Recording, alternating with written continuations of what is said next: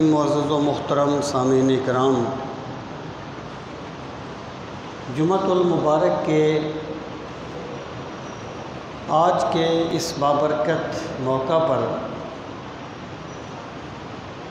میں آپ کی خدمت میں جو گزارشات کرنا چاہتا ہوں ان کا عنوان یہ ہے کہ بین المسالک ہم آہنگی کس طرح ممکن ہے۔ سامعین محترم، یہ بدقسمتی ہے کہ تھوڑا عرصہ گزرتا ہے، کسی کی طرف سے، کسی مسلک کی طرف سے کوئی ایسی حرکت ہو جاتی ہے جس کی وجہ سے بین المسالک نفرتیں اپنے جوبن پہ پہنچ جاتی ہیں اور ملک میں فتنہ و فساد کے شعلے بھڑک اٹھتے ہیں۔ سوال یہ ہے کہ اس طرح کیوں ہوتا ہے؟ یہ کسی کی طرف سے بھی ایسا عمل انفرادی بھی ہو سکتا ہے اور کسی منظم سازش کا حصہ بھی ہو سکتا ہے اور حکمت دین سے محرومی کا نتیجہ بھی ہو سکتا ہے۔ لیکن جب ایک عمل ہو جائے، کوئی فرد یا چند افراد کوئی ایسی بات کر دے جس کی وجہ سے دوسروں کے جذبات مجروح ہوں اور ملک میں نفرت پھیلے، تو پھر اگر ہر بندہ اپنی سطح پہ اس کا تدارک نہ کرے تو ہر بندہ اس جرم میں شریک تصور کیا جائے گا۔ کبھی صحابہ کرام کی توہین کر دی جاتی ہے اور بڑے بازار میں کی جاتی ہے۔ آج کل کسی شقی القلب نے حضرت امام موسیٰ کاظم رضی اللہ تعالی عنہ کی توہین کی اور ایسے نازیبا کلمات کہے جس کی وجہ سے اہل ایمان کے دل جو ہیں وہ چھلنی ہو گئے۔ اب طرفین سے اس کی وضاحتیں جاری ہیں اور عجیب و غریب قسم کی فضا جو ہے وہ بنی ہوئی ہے اور ہمارا جو سوشل میڈیا ہے، بلکہ آپ اس کو سوشل میڈیا نہ کہیں، کامن میڈیا کہیں، مسئلے کی ویکنیس کو یہ اتنا اچھالے گا۔ اگر کسی مذہبی بندے کی کوئی کمزوری ہو، اس کا کوئی ایسا قول ہو، کوئی ایسا رویہ ہو، تو وہ اس کو بالکل مذہب کو بدنام کرنے تک لے جانے کی کوشش کرے گا۔ حالانکہ بڑی سمپل سی بات ہے کہ اگر میں ایک غلطی کرتا ہوں تو وہ میری غلطی ہے، میرے مسلک کی غلطی نہیں ہے، وہ میرے مذہب کی غلطی نہیں ہے، وہ میرے ملک کی غلطی نہیں ہے، وہ میری قوم کی غلطی نہیں ہے، وہ میری غلطی ہے۔ مجھے پکڑو میری غلطی پر، میرے مسلک کو کیوں رگڑتے ہو؟ سامعین محترم، میں یہ عرض کرنا چاہتا ہوں کہ یہ طرز فکر کیوں اختیار کیا جاتا ہے کہ ایک بندہ جو ہے وہ ایسی بات کر دیتا ہے جس کی وجہ سے مذہبی جذبات مجروح ہوتے ہیں دوسروں کے اور ملک میں فتنہ اور فساد کے شعلے بھڑک اٹھتے ہیں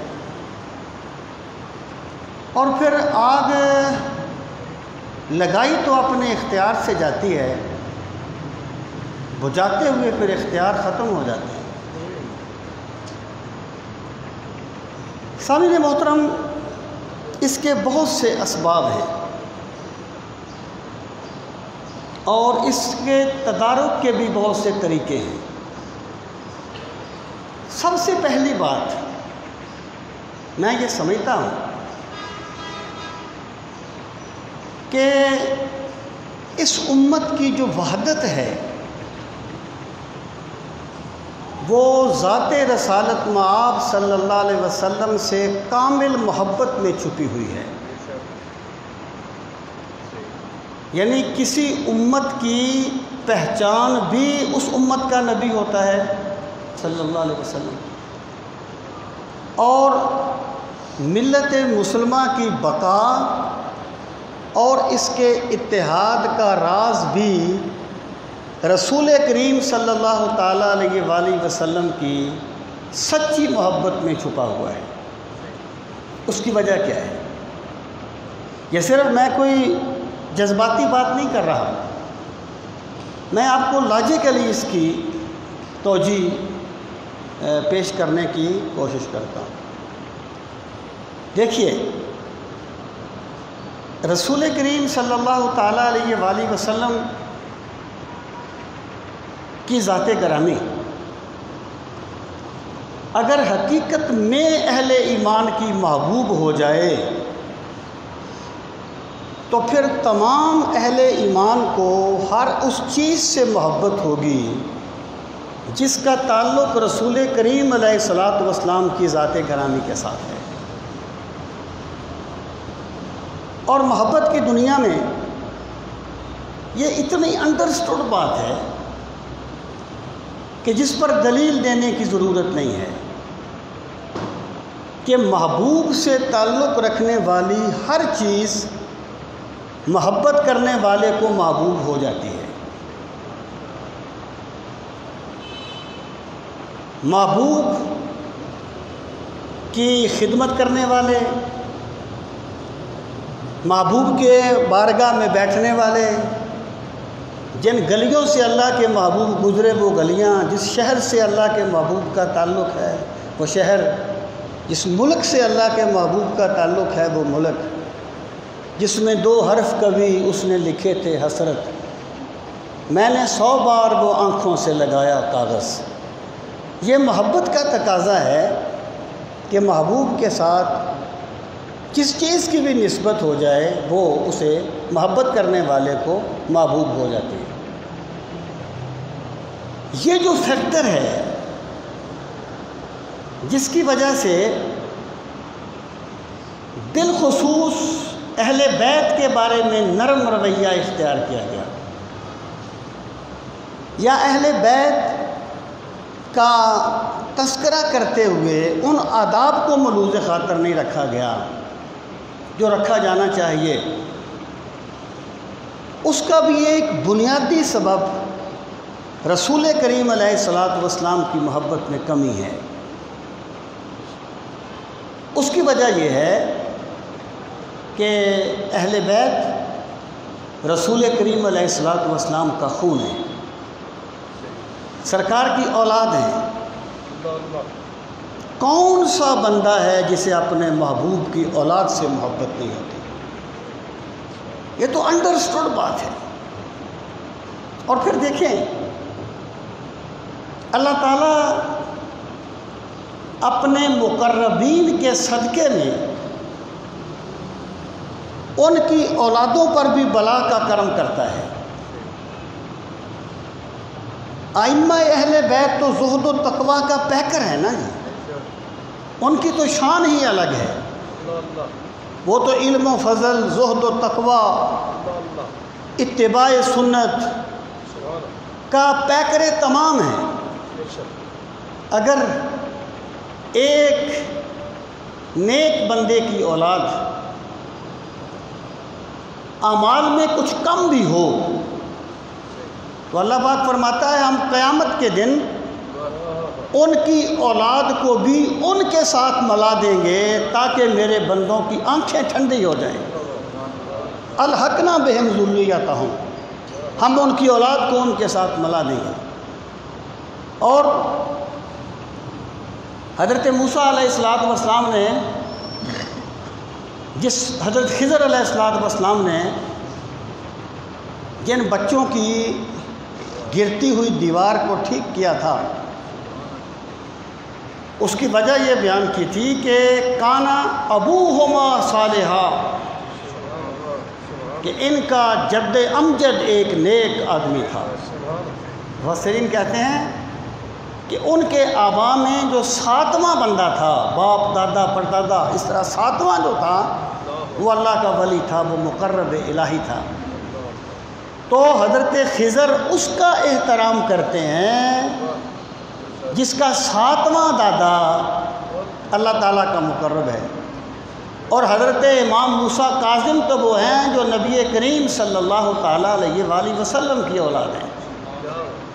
سامعین محترم، محبت اچھا پھر ہوتا کیا ہے؟ ایک ہوتی ہے جزوی محبت، ایک ہے کلی محبت۔ اور یہ چیز بھی واضح رہے کہ محبت کی حدیں بھی تعلیمات نے طے کرنی ہیں، محبت کی حدیں بھی تعلیمات نے طے کرنی ہیں۔ مراد کیا ہے؟ ویسے تو عیسائی بھی کہتے ہیں کہ ہم حضرت عیسیٰ سے محبت کرتے ہیں، اسی لیے وہ حضرت عیسیٰ کے ابن اللہ مانتے ہیں، یعنی اپنے خیال میں تو وہ محبت ہی کرتے ہیں نا جی، ابن اللہ مانتے ہیں۔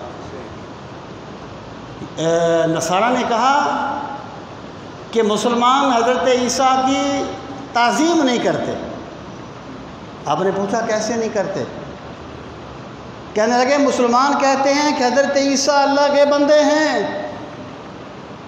اور یہ حضرت عیسیٰ کی شان کے مطابق نہیں ہے۔ تو اللہ پاک نے فرمایا لن یستنکف المسیح ان یکون عبدا للہ، حضرت مسیح اس میں کوئی اور نہیں سمجھیں گے کہ وہ اللہ کے بندے کہلائے جائیں، بلکہ حضرت عیسیٰ علیہ السلام کی عظمت کا سب سے بڑا پہلو یہ ہے کہ وہ اللہ کے بندے ہیں۔ اب ان کی محبت، نصارہ کی محبت کیا کہتی تھی کہ یہ تعظیم نہیں ہے، یہ توہین ہے۔ حضرت عیسیٰ کو کہہ دیا گیا کہ اللہ کے بندے ہیں، اپنے خیال میں تو محبت کرتے تھے نا۔ یا نصیری جو حضرت علی کو خدا مانتے ہیں، وہ بھی تو اپنے خیال میں علی سے محبت ہی کرتے ہیں نا۔ میرے بھائی، محبت کی حدیں تعلیمات سے طے کی جائیں گی، ذوقیات سے طے نہیں کی جائیں گی۔ ذوق تو ہر بندے کا اپنا ہوتا ہے، ذوقیات سے حدیں طے نہیں ہوتی، حدیں تعلیمات سے طے ہوتی ہیں۔ سامعین محترم، اگر ایک بندہ رسول کریم صلی اللہ تعالیٰ علیہ وآلہ وسلم کے صحابہ سے محبت نہیں کرتا، اہل بیت سے محبت کرنے کا دعویٰ کرتا ہے، یا ایک بندہ اہل بیت سے محبت نہیں کرتا، صحابہ سے محبت کرنے کا دعویٰ کرتا ہے، تو دراصل ان کی جزوی محبت ہے۔ اگر انہیں کلی محبت مل جاتی تو جو سب کچھ چھوڑ کے سرکار کے قدموں میں آ گئے تھے ان سے بھی محبت کرتے، اور جو سرکار کا خون تھا اس سے بھی محبت کرتے۔ یہ جزوی محبت جب ہوتی ہے، اور جزوی محبت ہوتی نہیں ہے، یہ صرف دعویٰ ہوتا ہے۔ محبت میں جزیات نہیں ہوتی، یہ صرف دعویٰ ہوتا ہے۔ تو جب یہ کیا جائے گا تب فساد پیدا ہوگا، اور تب بندہ جو ہے وہ کسی ایک کا احترام کرے گا اور دوسرے کی توہین کرے گا۔ سامعین محترم، اور یہ ایک بڑی واضح حقیقت ہے کہ جن بندوں کے سلیبس سے، جن بندوں کی تعلیمات سے رسول کریم علیہ السلام کی محبت کا چیپٹر ختم ہو گیا، وہ لوگ کبھی بھی صراط مستقیم پہ نہیں رہے۔ یعنی اگر ایک بندہ صحابہ کی محبت پہ تو اس کے شیڈول میں سب کچھ ہے، لیکن سرکار کی محبت پہ کبھی نہیں بولے، یا کوئی اہل بیت کی محبت کا دعویٰ دار ہے، سرکار کی محبت پہ کبھی نہ بولے، یا سرکار کی تعلیمات پر بہت بولیں، ذات پر نہ بولیں۔ میرے بھائی، سرکار دو عالم صلی اللہ تعالیٰ علیہ وآلہ وسلم کی محبت کا عنصر جہاں بھی کمزور ہوا وہاں گمراہی آئی۔ اہل سنت کی خوش قسمتی کیا ہے؟ یہ جو الصلاۃ والسلام علیک یا رسول اللہ پڑھنے والے ہیں، ان کی خوش قسمتی کیا ہے؟ ان کی خوش قسمتی یہ ہے کہ ان کا سب کچھ سرکار کی محبت ہے۔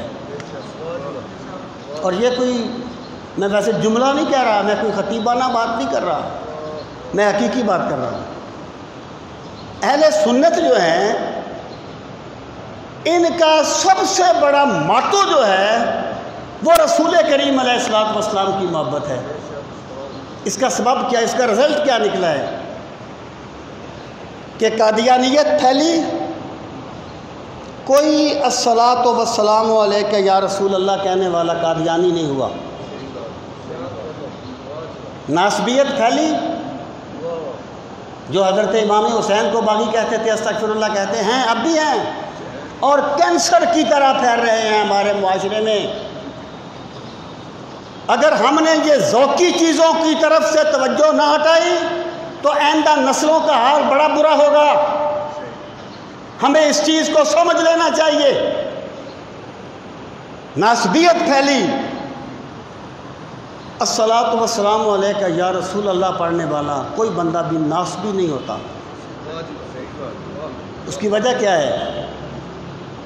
وہ کہتا ہے میں حسین کے مقابلے میں یزید کو کیسے لا سکتا ہوں؟ بڑی سمپل سی بات ہے۔ حضرت امام حسین جو سرکار کے نواسے ہیں، جن کو سرکار نے سید شباب اہل الجنہ کہا، ان کے مقابلے میں کسی دوسرے کو کیسے لا سکتا ہوں؟ اسی قیدی یا زلف محمد دے، اساں ہور کسے والا تک دے نہیں۔ تو سامعین محترم، یہ جو آگ لگائی جاتی ہے، بظاہر تو دینی خدمت کہا جاتا ہے اسے، کہ ہم کوئی دینی کام کر رہے ہیں، لیکن دراصل یہ دینی خدمت نہیں ہوتی، یہ اپنے نفس کی بات کو ماننا ہوتا ہے۔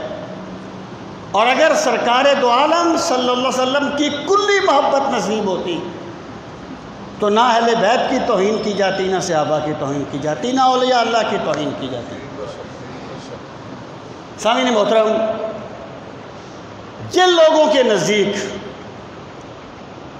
رسول کریم صلی اللہ علیہ وسلم کی محبت کی باتیں کرنا کوئی شخصیت پرستی ہے، کوئی توہم پرستی ہے، انہیں چاہیے کہ وہ اپنے اس رویے پہ غور کریں۔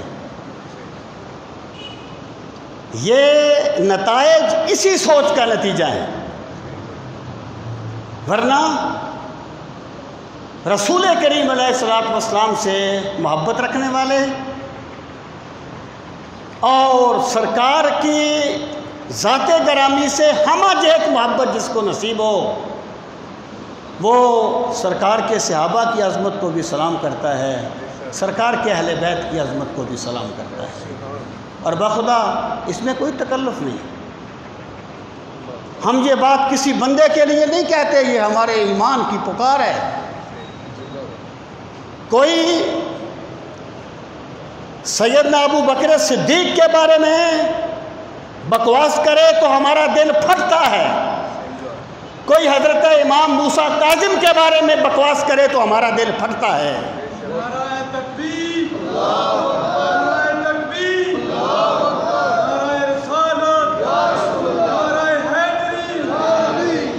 ہم سرکار کے صحابہ کے بھی غلام ہیں، ہم سرکار کی اہل بیت کے بھی غلام ہیں۔ سامعین محترم، اس سوچ کا ایک تو یہ محرک ہو گیا نا کہ ہمیں ہمہ جیتی محبت جس بندے کو نصیب نہیں ہوگی اس کا مظہر یہ بنے گا۔ اب آگے آئیں، اس کا دوسرا سبب کیا ہے،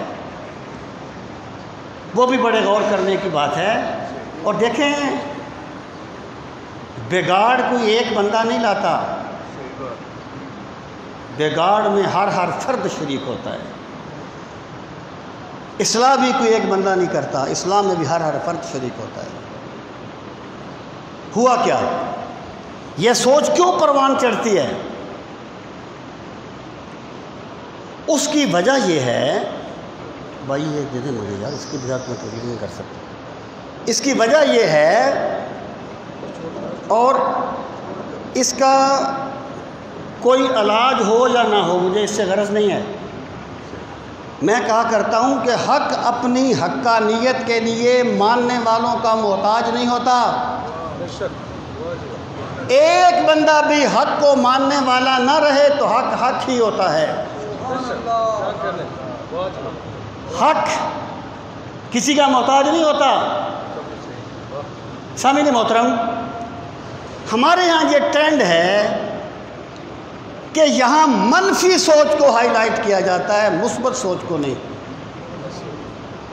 یعنی ایک بندہ آئے، وہ اسلام کے معاشرتی نظام پہ بولے، معاشی نظام پہ بولے، سیاسی نظام پہ بولے، اخلاقی نظام پہ بولے، وہ جو بھی کرتا رہے، کوئی پذیرائی اسے معاشرے میں نہیں ملے گی،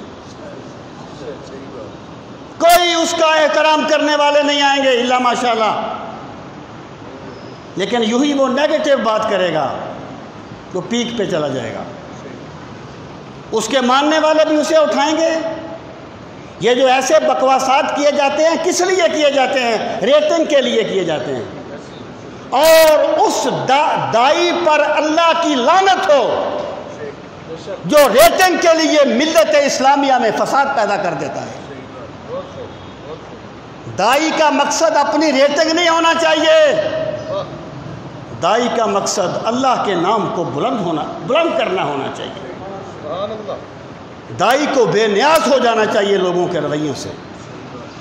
اور حضرت شیخ عبد القادر جیلانی الحسنی والحسینی رحمۃ اللہ تعالی علیہ نے فرمایا تھا کہ اخلاص یہ ہے کہ تو لوگوں کی مدح و ذم سے بے نیاز ہو جا۔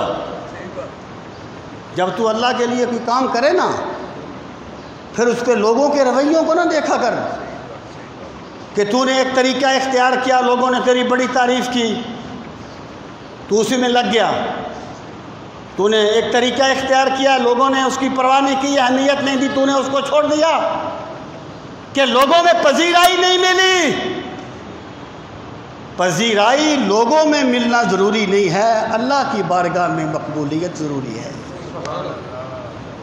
یہ اس کا محرک ہے، اور اس میں سب مجرم ہیں، وہ سامعین بھی، وہ لوگ بھی جو نیگیٹو سوچ کو پروموٹ کرتے ہیں، پازیٹو سوچ کو نہیں۔ یہ اس کا دوسرا محرک ہے اس سوچ کا۔ سامعین محترم، اس کا تدارک کیسے ہوگا؟ کیسے اس ٹرینڈ کو بدلا جا سکتا ہے؟ اگرچہ سچی بات یہ ہے، وہ اقبال نے کہا تھا نا، فردوس جو تیرا ہے کسی نے نہیں دیکھا۔ فردوس جو تیرا ہے کسی نے نہیں دیکھا، افرنگ کا ہر کریا ہے فردوس کی مانند۔ یہ جو مادی کشش ہوتی ہے نا، یہ بندے کو کھینچ لیتی ہے اللہ ماشاءاللہ۔ اس مادی کشش سے وہی بچتا ہے جسے اللہ سرکار مدینہ کی زلفوں کی کشش نصیب فرماتے۔ پچھلے دنوں مجھے ایک جگہ پہ جانے کا اتفاق ہوا، ایک پروگرام تھا۔ ہر پروگرام کا کوئی ماٹو ہوتا ہے۔ ایک مفکر ہیں، ان کو اگرچہ مانا نہیں کیا، کیونکہ وہی بات کہ اچھی بات کو بہت کم بندے ماننے والے ہوتے ہیں۔ انہوں نے کہا تھا ہمارے جو جلسے ہیں نا، ہمارے جو جلسے ہیں یہ ہمیں عمل کی غذا نہیں دیتے،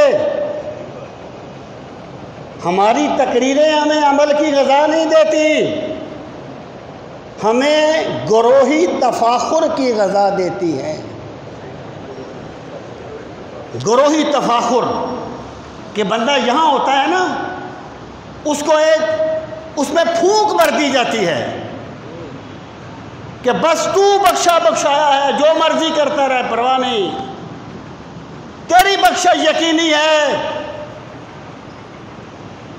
یہ وہ کس لیے؟ اس لیے کہ لوگ ایسی باتوں سے خوش ہوتے ہیں، ایسی باتوں کو پذیرائی ملتی ہے عوام میں. آپ کبھی تجزیہ کر لیں، کبھی آپ فیس بک پہ چلے جائیں،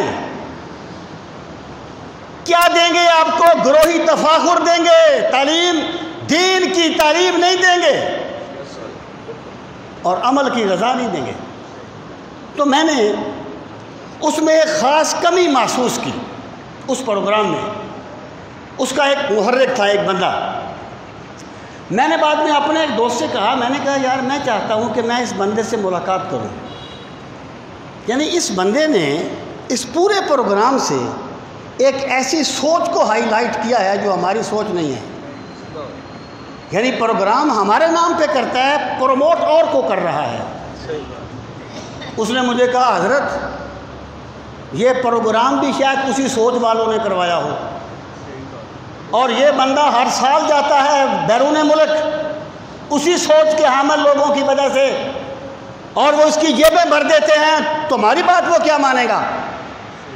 یہ بہت بڑی حقیقت ہے کہ اس کا دوسرا سبب یہ ہے جس کو کہتے ہیں ریٹنگ کو ہائی کرنا. اور پھر جب وہ ایسی کوئی بکواس کر دیتے ہیں تو بجائے اس کے کہ مجمع میں سے کوئی بندہ اٹھے وہ کہے یہ تم نے کیا کہا، کوئی نہیں کہے گا. وہ داد دے دے کے اسے پاگل کر دیں گے. یہ چیز اس گمراہ سوچ کا محرک بنتی ہے. سامعین محترم، اس کا تدارک کیا ہوگا؟ کس طریقے سے ممکن ہے یہ چیز؟ اس کا تدارک یہ ہے کہ اللہ نے فرمایا نا وَاعْتَصِمُوا بِحَبْلِ اللَّهِ جَمِيعًا وَلَا تَفَرَّقُوا، اللہ کی رسی کو مضبوطی سے تھامو. جو دین ہے نا، دین اس دن مکمل ہو گیا تھا جس دن الیوم اکملت لکم دینکم والی آیت نازل ہوئی تھی. اصل دین وہ ہے، بعد میں دین کے مظاہر ہیں وہ الگ چیز ہے. قرآن کریم میں جو باتیں کہی گئیں، جو باتیں ہمارے ہاں سب سے زیادہ بیان کی جاتی ہیں، ان کا قرآن میں کہیں آپ کو ذکر تک نہیں ملے گا. قرآن دین کو بیان کرتا ہے، اور ایسی باتیں اصل دین کے بعد بہت نچلی سطح پر جا کے آتی ہیں. ان کا تعلق عموماً تاریخ سے ہوتا ہے.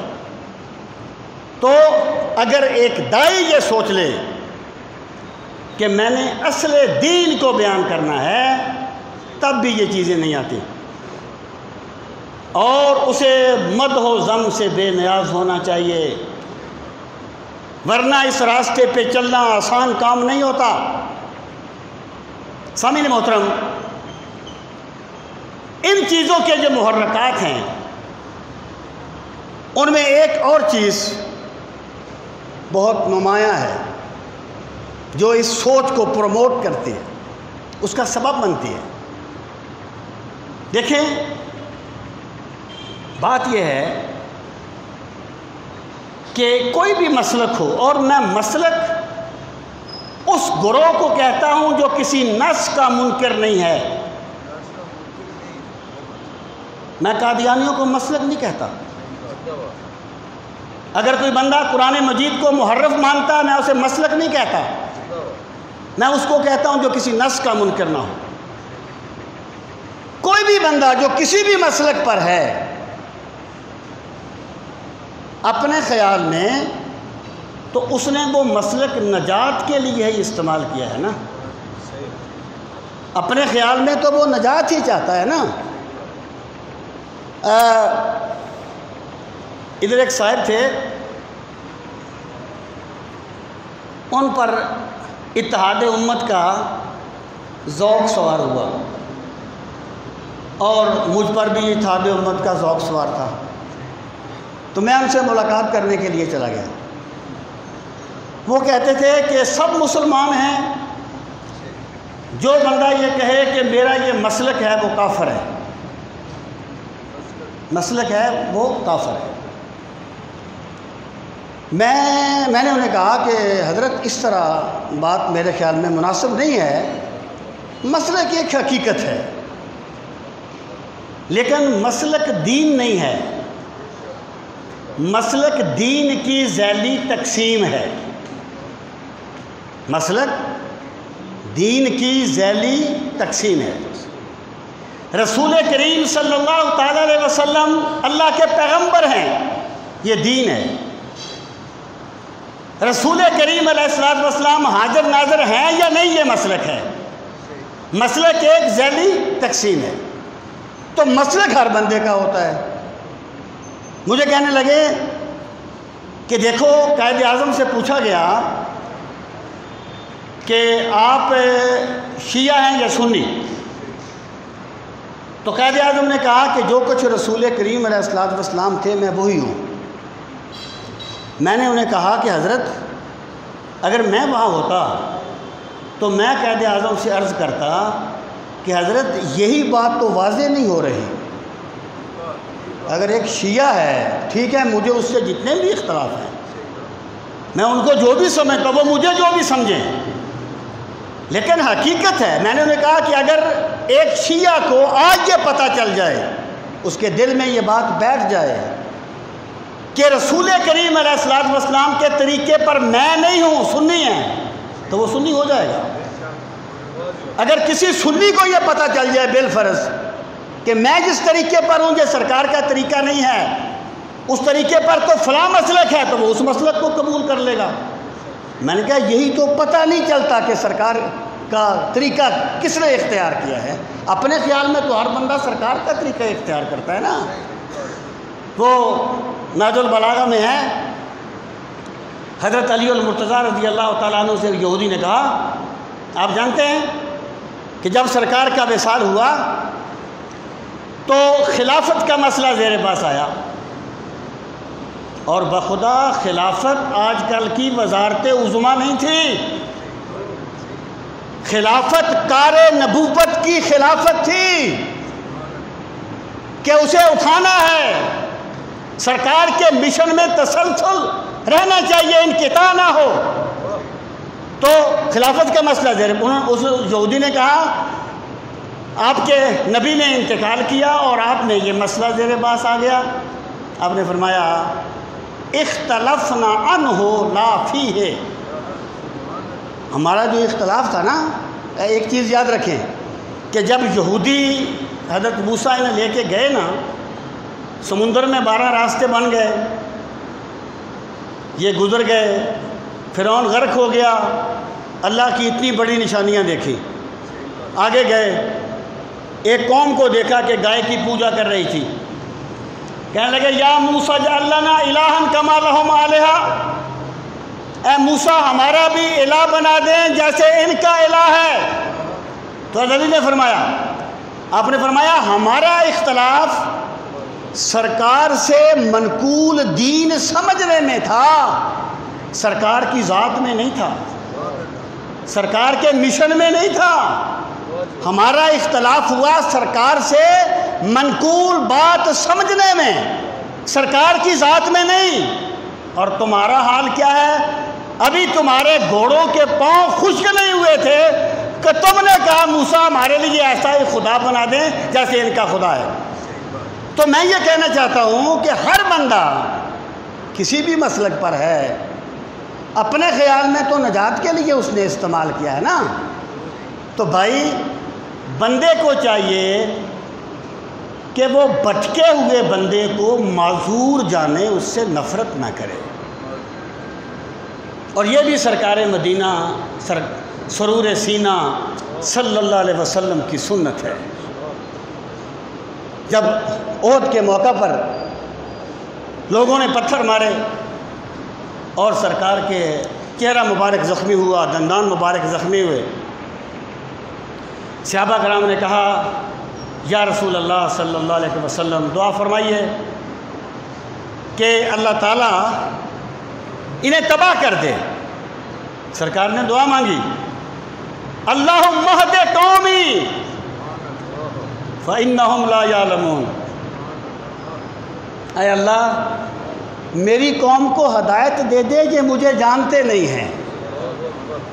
ان کا جو رویہ ہے نا، اس لیے ہے کہ یہ مجھے سمجھ نہیں سکے کہ کون آ گیا ہم میں۔ تو سنت کا پہلو کیا ہے کہ بھٹکے ہوئے بندے کو معذور جانا جائے، اسے نفرت نہ کی جائے، اسے معذور جانا جائے۔ جب معذور جانا جائے گا تو پھر ہمدردی پیدا ہوگی، اور جب اسے یہ سمجھا جائے گا کہ یہ دین کا دشمن ہے کیونکہ اس نے میرے والی رائے کو اختیار نہیں کیا، اس وقت نفرتیں جنم لیں گی۔ سامعین محترم، یہ جو پس منظر ہے کہ کبھی ایک طرف سے کوئی آواز آتی ہے ملک میں آگ لگ جاتی ہے، کبھی دوسری طرف سے آواز آتی ہے ملک میں آگ لگ جاتی ہے، اس میں بہت سی چیزیں شامل ہوتی ہیں۔ اور واصف علی واصف نے کہا تھا کہ دنیا میں کبھی کوئی آقا پیدا نہ ہو اگر کوئی غلام بننے کے لیے تیار نہ ہو، آقا پیدا نہ ہو اگر کوئی غلام بننے کے لیے تیار نہ ہو۔ تو جب ہم ایسے لوگوں کو ان کی اپریشیشن کرتے ہیں، جب ایسے لوگوں کو معاشرہ ہائی لائٹ کرتا ہے، تو یہ ان کی گمراہی میں مزید اضافے کا سبب بنتی ہے۔ سامعین محترم، یہ اس کے محرکات ہیں کہ کس لیے یہ سوچ پروان چڑھتی ہے۔ اگر بندہ یہ سمجھ لے کہ بھائی اس بندے کا نظریہ جو بھی ہے، اپنے خیال میں تو وہ نجات کے لیے اس نے رکھا ہوا ہے نا، وہ بیچارہ بھٹک گیا ہے، اس بیچارے پر حق واضح نہیں ہوا، مجھے اسے حق سمجھانا چاہیے، تو پورا پس منظر جو ہے وہ تبدیل ہو جائے گا۔ اسی طریقے سے بہت ضروری بات اس سوچ کو ختم کرنے کے لیے وہ یہ ہے کہ ہمیں ایک دوسرے کے مذہبی جذبات کا احترام کرنا چاہیے، اور یہ اتنی بڑی حقیقت ہے کہ رسول کریم علیہ السلام نے فرمایا کہ کوئی بندہ اپنے باپ کو گالی نہ دے۔ صحابہ کرام نے کہا یا رسول اللہ صلی اللہ علیہ وسلم، بھلا کوئی بندہ اپنے باپ کو گالی کیسے دے سکتا ہے؟ آپ نے فرمایا کسی نے کسی کے باپ کو گالی دی، اس نے جواب میں اس کے باپ کو گالی دی، تو اس نے خود اپنے باپ کو گالی دی۔ بخدا ہم نے اپنے ان کانوں سے سنا کہ جب ایک جلسے میں ایک گروہ کو بہت برا کہا گیا، پھر ریئیکشن میں انہوں نے جو کچھ کہا وہ بیان کرنے کے قابل نہیں ہے۔ میں یہ سوچ رہا تھا کہ ایکچولی یہ انداز فکر اس چیز کا محرک بنا ہے۔ اللہ پاک نے فرمایا وَلَا تَسُبُّوا الَّذِينَ يَدْعُونَ مِن دُونِ اللَّهِ فَيَسُبُّوا اللَّهَ عَدْوًا بِغَيْرِ عِلْمٍ۔ اے لوگو، مشرکوں کے معبودوں کو برا بھلا نہ کہو، گالی گلوچ نہ کرو، ورنہ وہ اپنی جہالت کی بنیاد پر تمہارے سچے رب کو برا بھلا کہیں گے۔ اب آپ دیکھیے، بات پہ غور کیجئے، کیا ایک مسلمان جو ہے وہ بتوں سے اتفاق کر لے گا؟ اسلام کا تو مدعا ہی یہ ہے کہ بت نہیں ہے، اللہ کی ذات ہے۔ بھائی بات کرنے کا کوئی انداز ہوتا ہے یار، انداز بیاں بات بدل دیتا ہے امیر، ورنہ دنیا میں کوئی بات نہیں۔ اور اس سے مراد یہ ہے کہ تم حق کا اعلان کرو، لیکن اس طریقے سے کرو، تمہارا انداز اتنا پازیٹو ہونا چاہیے کہ حق بات بھی واضح ہو جائے اور مخالفین کی انا نہ جاگے، ان کا ضمیر جاگے۔ انا کو جگانا مشکل نہیں ہوتا، ضمیر کو جگانا مشکل ہوتا ہے۔ انا بڑی جلدی جاگتی ہے اور بڑی آگ لگاتی ہے، اور ضمیر کو جگانا حکمت کا تقاضا ہے۔ ضمیر جاگتا ہے تو پورا پس منظر تبدیل ہو جاتا ہے۔ پیر صاحب قبلہ فرمایا کرتے تھے کہ ایک جگہ پر اندھیرا ہے، آپ اندھیرے کو کوستے رہیں، اس کو برا بھلا کہتے رہیں، تو اندھیرا ختم تو نہیں ہوگا۔ اندھیرا ختم کرنے کا طریقہ یہ ہے کہ وہاں ایک دیا سلائی روشن کر دو، چراغ جلا دو۔ چراغ جلاؤ گے اپنے آپ اندھیرا ختم ہو جائے گا۔ تم حق کا بول بالا کر دو، باطل اپنے آپ ختم ہو جائے گا۔ اور جو بندہ حکمت دعوت سے واقف ہے وہ اس بات کو مت بھولے کہ میرا کام لوگوں کی انا کو جگانا نہیں ہے، لوگوں کے ضمیر کو جگانا ہے۔ مجھے بتائیے، جس بندے نے سیدنا صدیق اکبر کی توہین کی یا سیدہ فاطمہ الزہرا رضی اللہ عنہا کے بارے میں نامناسب الفاظ بولے، یا آج کل حضرت امام موسیٰ کاظم رضی اللہ تعالیٰ عنہ کے بارے میں بکواس کیا، کیا اس طریقے سے لوگ اس کی بات کے قائل ہو جائیں گے؟ کیا اس کو کوئی فائدہ ہوگا؟ اسے سوائے لعنتوں کے کچھ نہیں ملے گا۔ سامعین محترم، اور پھر یہ بھی ایک بڑی عجیب بات ہے کہ ایک بندہ یہ کہے کہ جناب میں کسی کو برا کیوں نہ کہوں، اسے برا کہنا تو میرے مذہب کا حصہ ہے۔ میں ایک بندے کو برا کیوں نہ کہوں، اسے برا کہنا تو میرے مذہب کا حصہ ہے، اور میرے نزدیک یہ بہت بڑی عبادت ہے۔ میں اسے یہ کہوں گا کہ ایک عیسائی جو حضرت عیسیٰ کا کلمہ پڑھتا ہے، حضور علیہ الصلوۃ والسلام کو نہیں مانتا، تو وہ اگر یہ کہے کہ بھئی رسول کریم علیہ الصلوۃ والسلام کے صدق پہ طعن کرنا، میں دانستہ لفظ نرم بول رہا ہوں، صدق پہ طعن کرنا یہ میرے ایمان کی پکار ہے، لہذا میں کروں گا، تو آپ اسے اجازت دیں گے؟ کوئی بندہ اسے اجازت دے گا؟ یہ جو قرآن جلاتے ہیں وہ بھی تو یہی کہتے ہیں ہمارا نظریہ ہے، پھر جلانے دو ان کو قرآن، پھر شور کیوں ڈالتے ہو؟ او بھائی، تیرا نظریہ تجھ تک ہے، تو اپنے نظریے کی آڑ میں کسی کے جذبات کو مجروح نہیں کر سکتا۔ اور آپ ملک میں پھیلنے والی ہر سازش کی تہہ تک چلے جائیں، آپ کو ایسے ہی نظریے کے حامی لوگ پیچھے ملیں گے۔ سامعین محترم،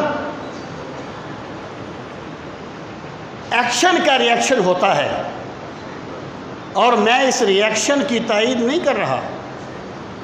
اگر ایک پاگل نے بکواس کیا ہے تو اس کے جواب میں بکواس نہیں کرنا چاہیے، لیکن یہ گراؤنڈ ریالٹیز کو نہیں چھوڑا جاتا۔ اگر میں نے کسی کے باپ کو گالی دی، اس نے جواب میں میرے باپ کو گالی دی، تو میں نے خود اپنے باپ کو گالی دی ہے۔ یہ میرے پاک نبی کی تعلیم ہے صلی اللہ علیہ وسلم۔ سامعین محترم، میں یہ عرض کرنا چاہتا ہوں کہ کہا تو جاتا ہے کہ دوسروں کے مقدسات کا احترام کرنا چاہیے۔ دیکھیں، امامت کا تصور ہمارا وہ نہیں ہے جو ان لوگوں کا ہے۔ ہم ائمہ کو اولیاء انبیاء سے افضل نہیں مانتے، لیکن اہل بیت کے امام تو امام رہے نا۔ اہل بیت کا ہر فرد ہماری آنکھوں کا نور ہے، اہل بیت کا ہر بچہ ہمارے سروں کا تاج ہے۔ سامعین محترم، اگر یہ چاہتے ہیں، دیکھیں نا، ہم تو الحمدللہ، معاف کرنا ہے، مجھے ایک ذاتی سی بات یاد آ گئی، پتہ نہیں مجھے کرنی چاہیے کہ نہیں کرنی چاہیے۔ ایک صاحب تھے، فوت ہو گئے، شیعہ تھے۔ پہلے ان کا تعلق مولانا غلام اللہ خان کا وہ شاگرد تھا وہ بندہ۔ میری اس کے ساتھ ایک علمی نشست ہوئی، ہمارا وہ علمی رابطہ رہا۔ ایک دن میں نے انہیں کہا، بڑا صاف کو آدمی تھا، میں نے کہا سر یہ ہماری کچھ باتیں تو آپ لوگوں سے ملتی ہیں، ہم بھی یا رسول اللہ کہتے ہیں، آپ بھی یا رسول اللہ کہتے ہیں، ہم بھی یا علی مدد کہتے ہیں، آپ بھی یا علی مدد کہتے ہیں، کچھ سرحدیں ملتی ہیں، لیکن غلام خانی، مولانا غلام اللہ خان کے ماننے والے اور شیعہ تو بالکل پیک پہ ہیں، تو آپ وہاں سے یہاں کیسے آ گئے؟ دیکھیں نا، میں نے سوال کر دیا بے تکلفی میں۔ تو مجھے کہنے لگے، چشتی صاحب یہ جو سنی ہے نا، یہ محبت کرنے والے لوگ ہیں، کہتے ہیں سرکار سے محبت کرو، سرکار کے صحابہ سے محبت کرو، سرکار کے اہل بیت سے محبت کرو، اولیاء اللہ سے محبت کرو، جبکہ دوسرے دونوں گروہ جو ہیں وہ سب و شتم کرنے والے لوگ ہیں۔ تو جب ایک گالی دینے والا بندہ بدلے گا تو وہ گالی دینے والوں میں جائے گا، محبت کرنے والوں میں نہیں آئے گا۔ میرے بھائی، ہم سنی، ہم تو صحابہ و اہل بیت، تو صحابہ و اہل بیت ہے نا، ہم تو ان کتوں کا بھی ادب کرتے ہیں جو سرکار مدینہ کی گلی میں چلا کرتے تھے، ہم تو سب کا ادب کرتے ہیں، لیکن جن لوگوں کا نظریہ مختلف ہے، اگر وہ جو چاہتے ہیں کہ نفرتیں کم ہوں تو خدا را دوسروں کے جذبات کا احترام کرو۔ میں کہا کرتا ہوں، مجھے ایک صاحب نے کہا اتحاد امت کیسے ممکن ہے؟ میں نے کہا بھائی، اتحاد امت کے لیے زیادہ فلسفوں کی ضرورت نہیں ہے، مولویوں کو اخلاقیات سکھا دو، ممبر پہ بیٹھنے والوں کو یہ بتا دو کہ جیسے تیرے لیے تیرے بزرگ قابل احترام ہیں، تیرے مذہبی مقدسات قابل احترام ہیں، ایسے ہی دوسروں کے مذہبی مقدسات بھی قابل احترام ہیں۔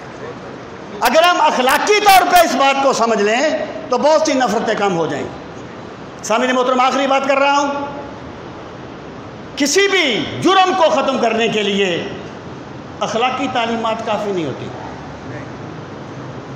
ایک صاحب نے کہا تھا، اس نے کہا ہم صرف سروسز دے سکتے ہیں، ہمارے پاس پاور نہیں ہے۔ میں صرف بات کر سکتا ہوں، میرے پاس پاور نہیں ہے۔ پاور ریاست کے پاس ہوتی ہے، پاور ریاست کے پاس ہوتی ہے، اور ہماری ملکی ایجنسیاں بہت ماہر ایجنسیاں ہیں الحمدللہ۔ بھائی جو بھی بندہ ایسی آگ لگاتا ہے، خدا را اس کو پکڑو اور اس کو وہ سزا دو جو قانون کہتا ہے۔ چھوڑو لابیوں کو، لابیاں کیا کہتی ہیں؟ وہ جب بھی کی بات ہوتی ہے جی امریکہ پیچھے ہے، اور لانت پہ جو امریکہ پر سامنے والوں کو دیکھو، جو ان کے اعلیٰ کار بنے ہوئے ہیں ان کو دیکھو، ان کو سزا دو۔ تو ریاست کو چاہیے کہ وہ ان کو سزا دے، ورنہ کوئی نہ کوئی بدتینت اٹھے گا، کسی کی توہین کرے گا اور ملک میں آگ لگ جائے گی، لوگوں کا امن برباد ہو جائے گا۔ خداوند قدوس ہم سب کو دین کا فہم صحیح نصیب فرمائے۔ وما علینا الا البلاغ المبین۔